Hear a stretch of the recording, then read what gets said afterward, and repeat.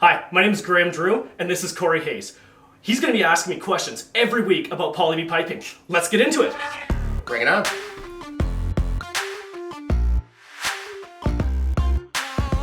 All right. Okay, Graham, I got a question for you. Okay. What if, per se, somebody just wants to change the piping inside of their house, but they want to do their own drywall work, or they want to do the finishing and the painting themselves? Is that something that you offer? If so, how much does that cost? So instead of the full remediation, they just want the pipes replaced?